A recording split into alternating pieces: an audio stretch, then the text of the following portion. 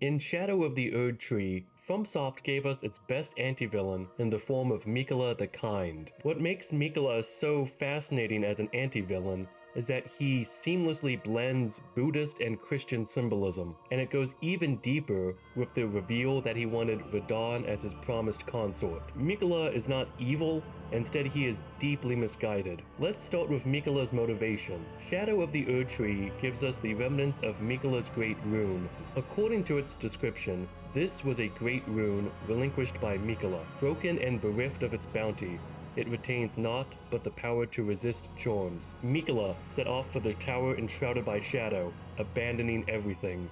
His golden flesh, his blinding strength, even his fate, all in an effort to bury the original sin, to embrace the whole of it, and be reborn as a new god. However, in the Japanese, there is no mention of sin at all, original or otherwise. Instead, the kanji used is inga. In the base game, inga was translated as causality, including the spell Law of Causality. As we learn from the incantation, the fundamentalists describe the Golden Order through the powers of regression and causality. Causality is the pole between meanings, that which links all things in a chain of relation. And I will point out that you get that spell after you defeat Moog and encounter Miquella's cocoon.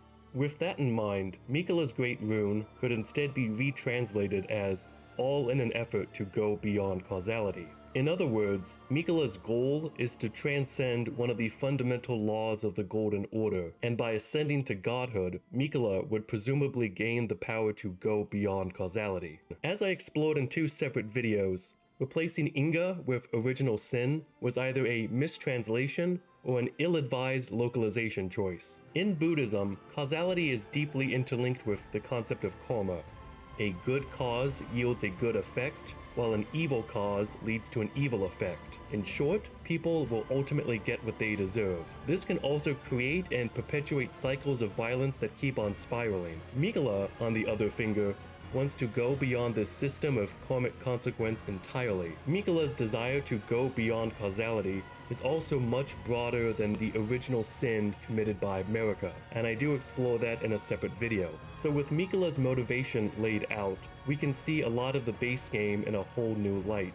First, Miquella's desire to go beyond causality may explain why and how you need to use Miquella's needle in Placidusax's arena. According to its description, Miquella's needle allows the user to cheat fate and avoid becoming Lord of the Frenzied Flame. However, the needle is as yet unfinished and can only be used in the heart of the storm beyond time, said to be found in Farum Azula. Causality requires linear time. The cause comes first and then the effect.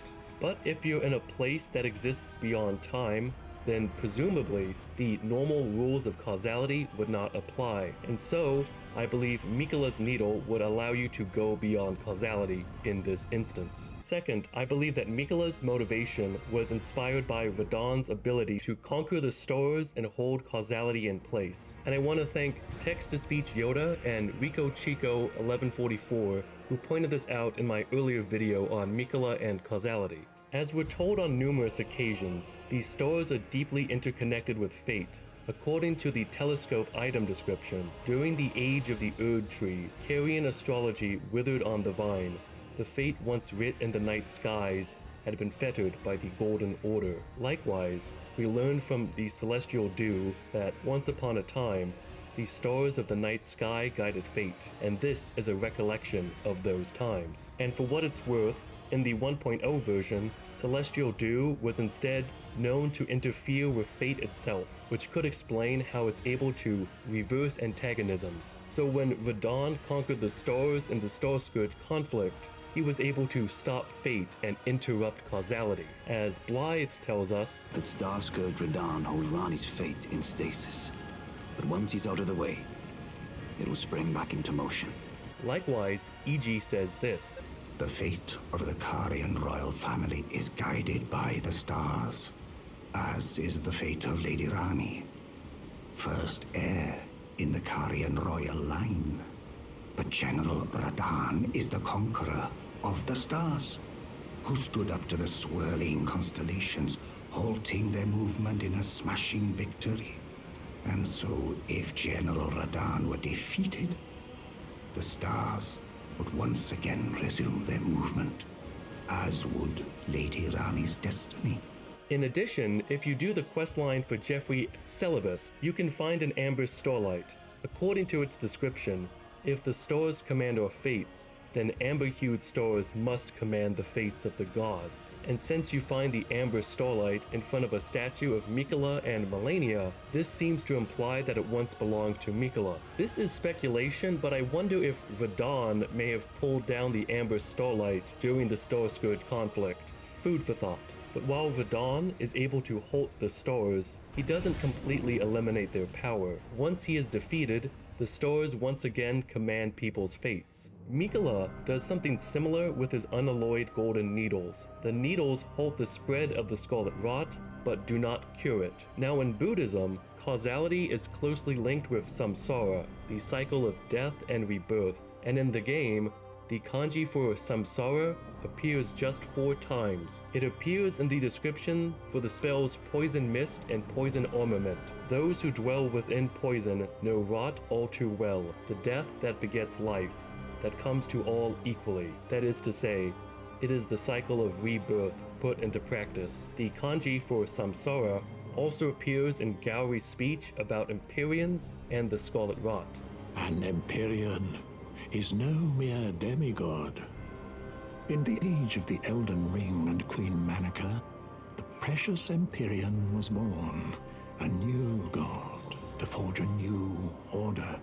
Since Malenia fought Radahn, and the great scarlet flower blossomed in Aeonia, I have dedicated myself to her, and to the resplendence of the Order of Rot, the cycle of decay and rebirth. Now this is speculation, but I wonder if that is why Miquella was unable to cure Malenia with Golden Order fundamentalism.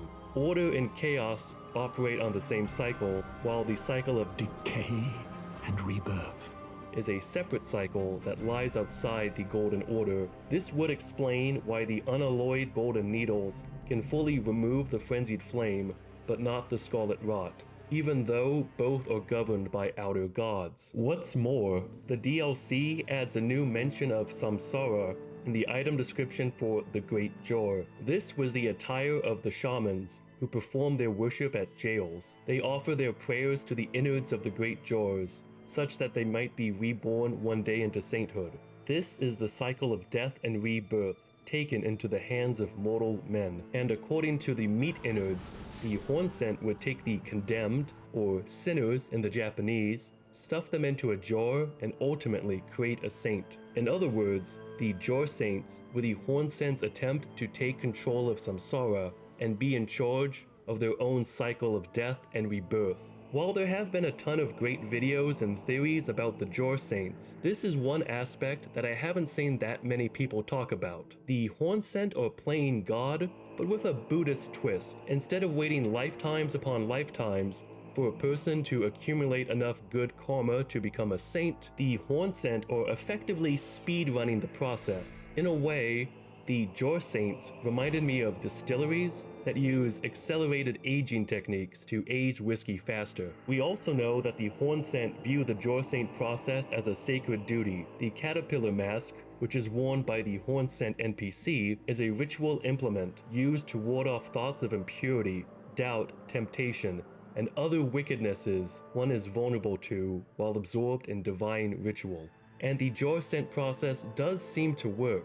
In the base game, the jars instead use the remains of dead warriors. Although the ingredients are different, the companion jar talisman tells us that though the jars are brought to life by human flesh and blood, they are all rather kindly folk. Perhaps they were made to be better than their innards, and we can see that first finger with both Alexander and Jorbairn, who are fan favorites, and for good reason. Brief side note, in the Japanese, the shamans mentioned in the Great Jar are different from the shamans mentioned in the Tooth Whip and the Shaman Village. Likewise, the Jar Saint process uses a different kanji than the ones used to describe Saint Trina and Ramana, Saint of the Bud. In isolation, the translations are fine, but it's in the greater context that it might trip people up. Miquella is such a fascinating mixture of Christian and Buddhist symbolism. Let's start with the Buddhist angle. I believe that Miquella was heavily inspired by Avalokiteshvara, the Bodhisattva of Infinite Compassion. In Buddhism, a Bodhisattva is one who could attain enlightenment, but instead stays behind to help others escape samsara. As a Bodhisattva, Avalokiteshvara vowed to take on all of the world's sufferings until everyone would be free from the cycle of death and rebirth. Among the many different bodhisattvas, Avalokiteshvara is easily one of the most popular. Known as Guanyin in China and Kannon in Japan, Avalokiteshvara was often depicted with 4 arms and as an androgynous figure who could take the form of either a man or a woman. In fact, the Dalai Lama is believed to be the manifestation of Avalokiteshvara, Chenrezig, who is also the patron saint of Tibet. The name Avalokiteshvara is difficult to translate precisely, but has been translated as the one who sees all, the perceiver of the world's sounds, or more poetically, the one who hears the cries of the world. Avalokiteshvara's most famous appearance in texts comes from chapter 25 of the Lotus Sutra. This chapter's title can be translated as the Universal Gateway or the Gateway to Every Direction. In that chapter, we are told that those who suffer can be freed from suffering by chanting the name of Avalokiteshvara, and he saves people by changing his form into what would best suit the victim. 33 different forms to be exact. So if a victim would be saved by seeing a Buddha, Avalokiteshvara would appear as a Buddha, and so on. What's more, in the Lotus Sutra, Avalokiteshvara is praised for being the spotlessly pure ray of light. For artistic depictions, Avalokiteshvara was sometimes depicted on top of a lion, a symbol of power in Buddhism, while the Simhananda, or lion's roar, refers to the intensity of becoming enlightened. And in the Simhananda Tantra, the Simhananda is depicted with a water lily. It is also said that a Buddha's preaching is akin to the roar of a lion, for a Buddha preaches without fear. The Christian symbolism is very apparent. For starters, Miquella is renouncing pieces of his flesh at crosses, which brings to mind the different relics you'd find of saints. The pairing of Radahn and Miquella made me think of the saying, "The lion shall lay down with the lamb," which appears in the book of Isaiah. As a lion, Radahn clearly represents strength and conquest, while Miquella would represent the gentleness of the lamb. But like a lot of people, I misremembered the quote. The wolf also shall dwell with the lamb, the leopard shall lie down with the young goat, the calf and the young lion and the fatling together, and a little child shall lead them. After playing Shadow of the Erdtree, the reference to "a little child shall lead them" reminded me of Miquella, and all the talk about animals laying down together made me think of that absolutely adorable scene above the boss fight for the Putrescent Knight, where we see all kinds of sleeping animals, and the Putrescent Knight guards Saint Trina, which is Miquella's discarded half. For many Christians, this passage from the book of Isaiah is particularly poignant since Christ is seen as fulfilling that prophecy. In other words, when the Messiah arrives, the world will be a gentler place, and in the New Testament, Christ is explicitly called both a lion and a lamb. In the Gospel of John, Jesus of Nazareth is famously called the Lamb of God, who takes away the sin of the world. And in the book of Revelation, that imagery reappears, albeit quite literally. And one of the elders saith unto me, Weep not. Behold, the Lion of the tribe of Judah, the root of David, hath prevailed to open the book, and to loose the 7 seals thereof. And I beheld, and lo, in the midst of the throne and of the 4 beasts, and in the midst of the elders, stood a lamb as it had been slain, having 7 horns and 7 eyes, which are the 7 spirits of God sent forth into all the earth. The pairing of Radahn and Miquella is akin to Christ being both the lion and the lamb. In the English version of the game, Miquella is closely linked with compassion. I promise you, 1,000-year voyage guided by compassion. The circlet of light was to be the very foundation upon which Miquella's Age of Compassion would be built, should it have ever come to pass. We also have Moore's speech after the charm breaks. Maybe that's kindly Miquella's love. Love for all the unloved. Love to banish the pain. However, the kanji for love that appears in Moore's speech is the same kanji that's used in the Miquella's cross where he abandoned his love. As an NPC ghost admonishes, "Kindly Miquella, I see you've thrown away something you should not have.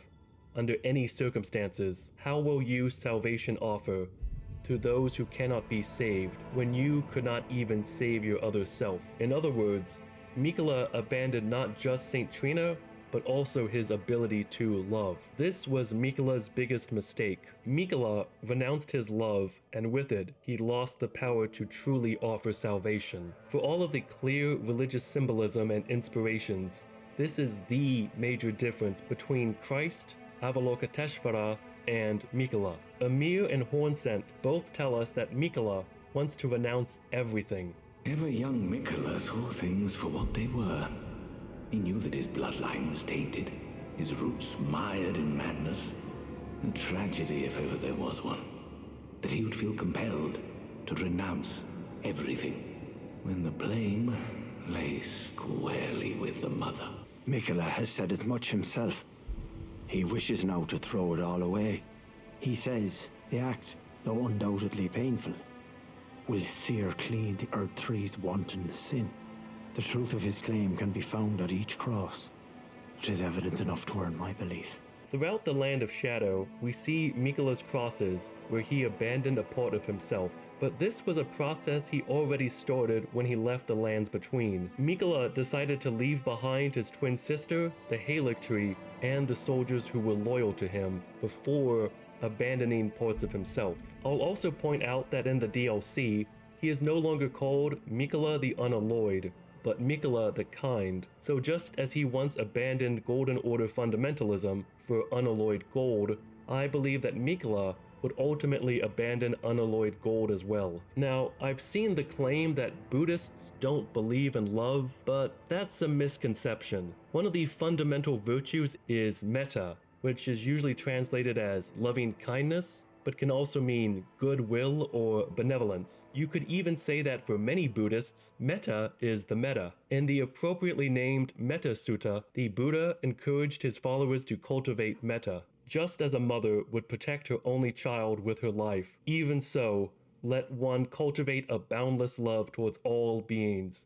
Let him radiate boundless love towards the entire world, above, below, and across, unhindered, without ill will, without enmity. Miquella's mistake is further reinforced from a Christian perspective. Let's turn to Paul's first letter to the Corinthians. Though I speak with the tongues of men and of angels, but have not love, I have become sounding brass or a clanging cymbal. And though I have the gift of prophecy and understand all mysteries and all knowledge, and though I have all faith so that I could remove mountains, but have not love, I am nothing. And though I bestow all my goods to feed the poor, and though I give my body to be burned, but have not love, it profits me nothing. Further emphasizing this point, in the book of Revelation, Christ himself criticizes the Church of Ephesus, which was a cultural center in the 1st century. Although that church rejected false apostles and labored for his name, Nevertheless, I have this against you, that you have left your first love. Remember, therefore, from where you have fallen, repent, and do the first works. In other words, Miquella casting Saint Trina aside is the exact opposite of what the Buddha and Christ preached. To be a bit more charitable towards Miquella, I think he was ashamed and felt guilty about using his own power. As Ansbach tells us, Miquella the Kind is a monster, pure and radiant. He wields love to shrive clean the hearts of men. There is nothing more terrifying. this guilt would also tie in with Saint Trina's plea for the tarnished. Grant him forgiveness. In Elden Ring, the Buddhist symbolism is further reinforced by Rakshasa.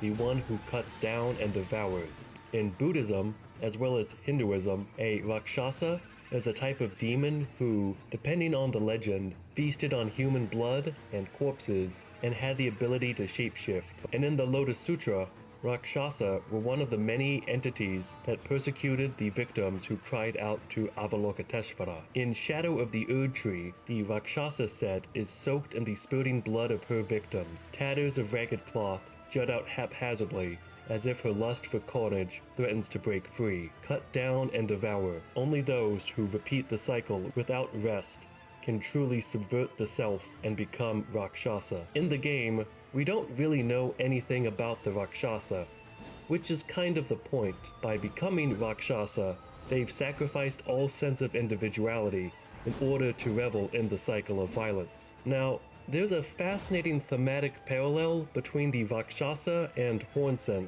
When we first encounter Hornsent, he is under Miquella's charm, and he doesn't have a specific name, he's just referred to as Hornsent. But after Miquella casts aside his great rune and breaks the charm, Hornsent remembers his desire for revengeance. Clear resounds the call of vengeance.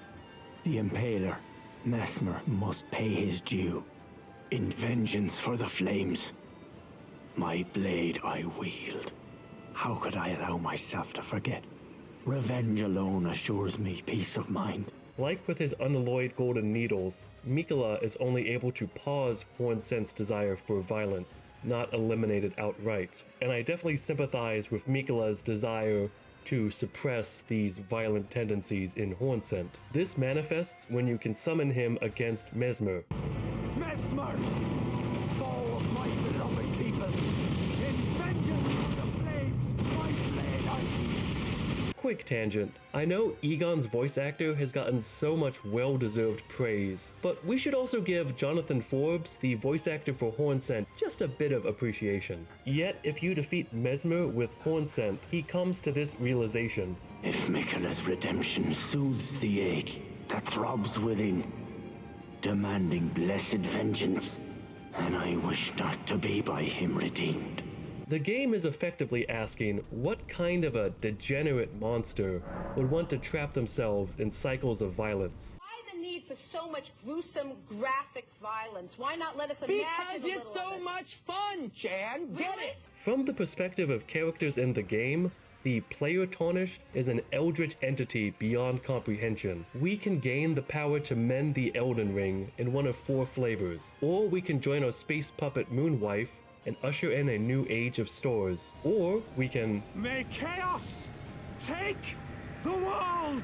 And yet, many of us will ultimately reset the cycles of reality just so we can keep killing. It is merely a cycle. Stand before the Elden Ring, become the Elden Lord. We can become the ultimate Rakshasa, and from a mechanical perspective, the player character is also heavily encouraged to become Rakshasa. Every piece of the Rakshasa armor set boosts dealing damage, which makes it objectively one of the best sets in the game. This is further backed up by the incantation Light of Miquella, which says that Miquella sought to accept all that was and would be, but found one that refused to be embraced. No matter how many times our heart is stolen by Miquella, Miquella and Radahn can never permanently win. Finally, I'd like to close with a surprising parallel I found between Miquella and Aldia, the Scholar of the First Sin in Dark Souls 2. As a quick recap, Scholar of the First Sin adds a second ending where the bearer of the curse can refuse the cycles of light and dark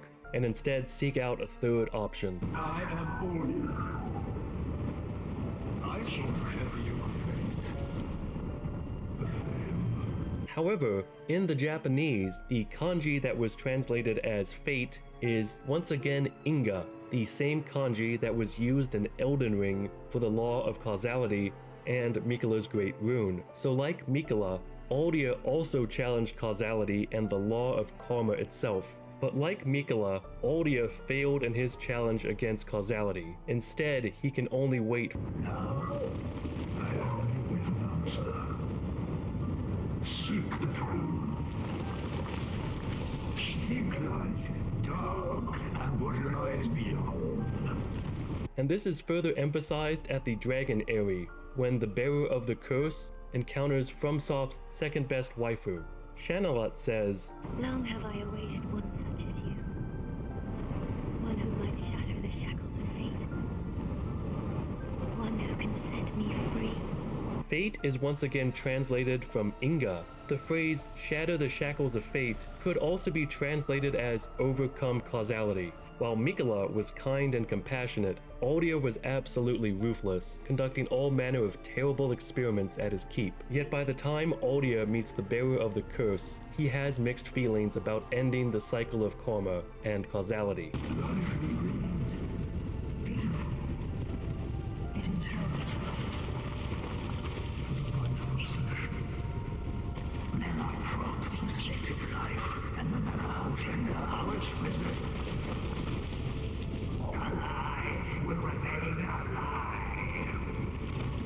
All men trust fully the illusion of life. But is this so wrong? A construction facade, and yet a world full of rules and scandals. No, hello. I'm waiting for you. And in another fascinating connection with Miquella, the words tender and warmth in Aldia's speeches are translated from the kanji that was translated as gentle in Miquella's desire to make the world a gentler place. Thank you so much for watching. I'd love to know what Yins think. I've been wanting to make this video ever since I found out about the connection between causality and Miquella's Great Rune last summer. I'm also planning on doing additional lore biographies of other characters in Elden Ring, so stay tuned for that if you want to see them.